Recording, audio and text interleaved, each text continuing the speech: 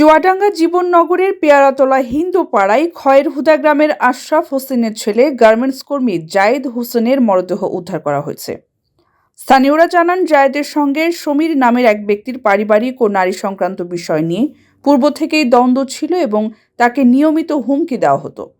তো ভাই গতকাল রাত 9টা থেকে নিখোঁজ তো কালকে থেকে মনে করেন যে খোঁজ খবর ফোনে রাত্রে ফোন দিয়েছে, ফোনেও রাত্রে ফোন ঢোকেনি।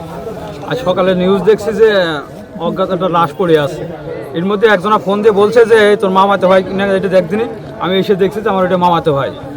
এখানে একটা মেয়ের সাথে সম্পর্ক করছিল, সম্পর্ক করার পরে ওই মেয়েকে নিয়ে ও চলে গিয়েছিল। চলে যাওয়ার পরে এক পর্যায়ে আমার একজনা বলে যে এই মেয়েটাকে নিয়ে আনার দায়িত্ব তোমার। আমি সেখান থেকে ঢাকা থেকে মেয়েটা নিয়ে এসে এবং পারিবারিকভাবে বসে একটা সমঝোতা করে দিই এবং ওই মেয়েটা বিবাহিত। ওই মেয়েরই একটা বুনাই, তার নাম হচ্ছে সমীর। সে ওই ভরা মজলিসে হুমকি দেয় যে তোর যেখানে পাবো সেখানে ঠ্যাং ভেঙে দেবো এবং তোর মেরে ফেলবো, এইভাবে হুমকি দেয়। বেশ 2 মাস হয়ে যাচ্ছে। জীবননগর থানার ভারপ্রাপ্ত কর্মকর্তা মোহাম্মদ সোলাইমান শেখ বলেন, মঙ্গলবার রাতে জায়েদ বাড়ি থেকে বের হন এবং রাতে আর ফিরে আসেননি। বুধবার বেলা 11টার দিকে গ্রামের কৃষকরা মাঠে কাজ করতে গিয়ে মরদেহ দেখতে পেয়ে পুলিশকে জানায়। পুলিশ দুপুরে ঘটনাস্থলে পৌঁছে মরদেহ উদ্ধার করে জীবননগর থানায় নিয়ে আসে। বিকেলে মরদেহ চুয়াডাঙ্গা সদর হাসপাতাল মর্গে ময়না তদন্তের জন্য পাঠানো হয়েছে।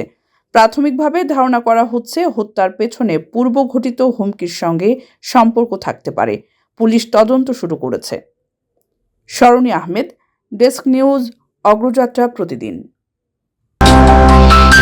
অগ্রযাত্রা প্রতিদিন, নির্ভীক প্রত্যয়ে উজ্জীবিত।